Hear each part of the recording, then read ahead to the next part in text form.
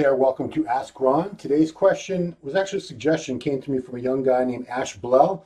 He's back home for the holidays, training at Bayshore Athletic Club, Braintree, Massachusetts. That's my gym that I go to. Ash is going to school down in Tampa, Florida, trains at Ben Pakulski's MI40 gym. Great place I've yet to get to. Anyway, he said, why don't you make a video talking about, do you need to compete to be a bodybuilder? I've addressed this before, but it's something that always comes up, so why not? No, you don't need to compete. You don't need to compete to be considered a bodybuilder, to call yourself a bodybuilder. Anybody who trains with weights to change the way their body looks is technically a bodybuilder. Anyone who's trying to add muscle mass, technically you're a bodybuilder. There are different levels of bodybuilder as far as I'm concerned, just like there are different levels of basketball player. Say you go to the park every Saturday just by yourself and shoot hoops. I guess you could kind of call yourself a basketball player, or maybe you find some guys and have a pickup game. Yeah, you're a basketball player. Are you a basketball player on the level of even high school kids who go to practice for hours every day and play every weekend and are trying to win, state championships, national championships? No, you're not on the level of them. You're not on the level of college players. You're certainly not on the level of NBA players who are paid large amounts of money to play basketball. So as you can see, bodybuilder isn't, calling yourself a bodybuilder isn't quite so specific as that, but I have a deeper level for those who have competed, and I consider them more of a bodybuilder, and I'll tell you why. Don't get mad, guys, if you haven't competed. If you've competed, you've done some things that a lot of the guys who've never competed haven't done. For one, you've had to diet down, you've had to get in shape. There are a lot of guys who are bodybuilders, who consider themselves bodybuilders, identify as bodybuilders, and they've never competed, which is fine, but a lot of them have been in a permanent bulking phase since they started. They might be 40 years old, they might have been bulking since they were 17. So they've always had a lot of body fat.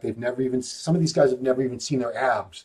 They've never seen veins. They've certainly never seen those deep, clear cuts that it takes weeks and weeks, months of dieting, very strict dieting, lowering your calories, lowering your carbs, eliminating all the junk foods, eliminating things like dairy, fruit juice, a lot of processed foods, breads, and doing cardio. A lot of guys who call themselves bodybuilders don't do cardio because, well, I'm a bodybuilder, I just lift weights.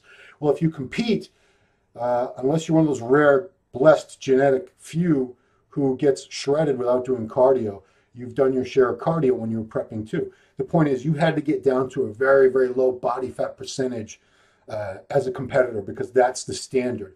They want to see you. The judges are looking for the total package, and the big part of that package is definition. Can we see all the muscle groups clearly defined from one another?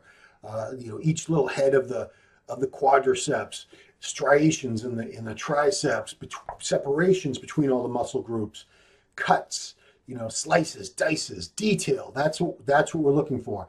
And if you've competed, you are dieting to get that look. If you've never competed, maybe you've done that for your own amusement, or for, who knows, a photo shoot that you set up, or for a family vacation, or who knows. Maybe you've dieted down, but maybe you haven't. If you've competed, I know you've dieted down.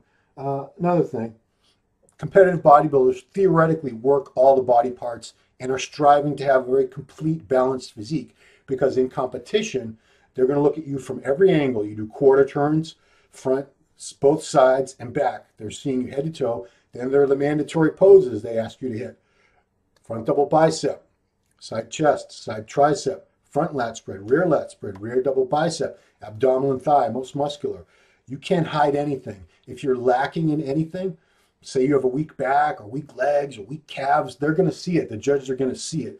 So if you compete, your goal should be, because you want to win, is to have nice balance and proportion. Everything is developed in proportion to everything else. You don't want to have this massive chest and shoulders and no back, which is a very, very common look among even some guys that compete, but a lot of guys that don't compete spend a lot more time on the front musculature that they can see in the mirror. Chest, shoulders, arms, very little time on the back. A lot of guys that don't compete don't put much work into the legs, and they wear baggy pants all the time or sweatpants, so no one ever sees their legs. So, you know what, that's their prerogative. That's fine. You can train whatever you want, you can develop whatever you want, but if you compete, you don't have a choice. Everything has to be developed. You can't get up there with weak legs or a weak back or a flat chest, crappy arms, and expect to beat people that have everything developed better than you do in proportion, a more complete physique. So if you compete, I know that at least you're trying to develop everything in proportion. You might not be successful, but theoretically you are trying to get all your body parts, all your muscle groups developed in proportion. However, if you don't compete, like I said, a lot of guys that don't compete, that they kind of look like bodybuilders walking around the gym, especially, they got the baggy pants. You don't know they have stick legs, or, they're always wearing t-shirts. I can tell if someone has no back, but a lot of people don't notice things like that. But again, so there's another thing. Another thing is, if you compete, you've put yourself out there to be judged against other people who work very hard and are doing the same thing that you do. I understand that at its roots, and I say this all the time, because I don't want everyone comparing themselves to Mr. Olympia, because you're going to be let down. They're going to look better than you. Bodybuilding is you against you. It's a challenge to yourself. You want to beat the previous best version of you all the time. That's great. That's what I believe is the best part about bodybuilding. It's self-improvement. It's a never-ending. You can always get better. There's always something you can be better at. Maybe it's muscle quality. Maybe it's a certain body part, a certain aspect to a body part. You can always get better. But you've put yourself out there. You've stood up on stage in little trunks where you can't hide anything, and you're up there with other people, and you've put yourself out there where you're giving the judges the power to say, these are 5, 6, 10 guys, 20 guys on stage with me. These judges are going to score this group of people first place to last place, and I have to accept where they put me in that mix. Maybe they say I'm the best physique and I get first place. Maybe they say you're not good at all. Maybe your shape is bad, your proportions are off, you're not defined, you're not lean. You could be out of the top 15. You might not place, but you put yourself out there. You're risking that when you get up there. You're risking being judged and having a decision made about how your physique compares to other people's physiques. If you don't compete, you can be, and you don't have to compete, but you can be safe in the assumption that you look really great. And people around you who don't know any better would think, wow, this guy's awesome. And they don't know that, gym physiques don't always translate to stage physiques. Like I said, you can hide a lot in the gym. It's a very different story on stage. Bright lights, little trunks, every pose. They see you from every angle. You can't hide any weak points. You can't have anything that's overpowering. Everything's supposed to be in proportion and in balance. Many years ago, there was a guy named Vic Richards, the Nigerian Nightmare. Vic was one of the very first mass monsters. He had the type of thickness that someone like a Ronnie Coleman had, or Big Ramy. He was that guy back in the 80s, all throughout the 80s. And somehow he was able to get a pro card because he went to Nigeria and competed against a couple other guys in the Nigerian championships. He was all over the magazines because it was freaky pictures. He had these, I actually knew him a little tiny bit. He trained at my gym, the World Gym in Pasadena, for probably between 6 months and a year. I'm not really sure how long it was, but I used to see him just about every day in there. Massive guy. And this was after his so-called prime. He was already kind of, fading away from the limelight at that point. You didn't see him in the magazines or anything at that point anymore. But when he was, people would say, this guy's an uncrowned Mr. Olympia. Look at him, how great he is. Well, Vic never competed as a pro, never once, not even in a small pro show did he put himself up there. And a couple things, maybe I'd get him on Ron line, but he's never said why. But I suspect it's because, A, he never wanted to diet down to contest condition, which he never did. He would diet down, look pretty good for a photo shoot, but that's not the type of lean condition. There's a big difference between that and what looks lean on stage. You can look pretty lean walking around the gym, but take all that off, put on trunks, get up under bright lights, and a lot of guys who you think look like they're in good shape in the gym, they look like they're 10, 12 weeks out at least on stage. So Vic would get, little lean. He would get cut enough to look impressive for pictures. Never once did I ever see one picture where he was in what I consider true contest condition. Don't get me wrong. He got in very good shape at times for photos, and he was in posing trunks and hitting shots. That wouldn't have been enough to stand on stage against Lee Haney, Dorian Yates, Those are the guys he would have been competing against if he wanted to become Mr. Olympia in the era where he was at his prime. And those guys would have had him for lunch. Trust me, lunch. His back wasn't that great. You know, he had awesome thickness to his thighs were like 30, 35 inches or something. Legit 23-inch arms. Didn't have a gut. I mean, he had great shape, great muscle mass, but he never once put it on the line up on stage against other pros. Because that way, people could always say, wow, he was probably the greatest. You know, but we never, you know, he could have been Mr. Olympia. But you know what? If you want to call yourself an uncrowned Mr. Olympia, you have to at least compete in the Mr. Olympia and give people a chance to see what you look like against those guys. He never did that. So a lot of guys, they can be the best built guy at their gym and they can have people going, wow, that guy's got a perfect physique. He could probably be a pro or whatever. And a lot of them I bet could, but a lot of them never will. They never want to put it on the line. They never want to diet down. They don't want to put themselves up there to be judged because they might lose. And then there goes the whole mystique. There goes the whole mystery of how great they are. Turns out they weren't that great. They couldn't even win the local show. They couldn't win the regional show in the area, state show, city show, whatever. But they never put it on the line. So I know people who compete, they had the balls. This goes for anybody, men, women, any division, to get up there on stage and be judged. And they had to accept the judgment of those judges, their opinion of how their physique compared to all the other physiques of everybody that was up there with them that day.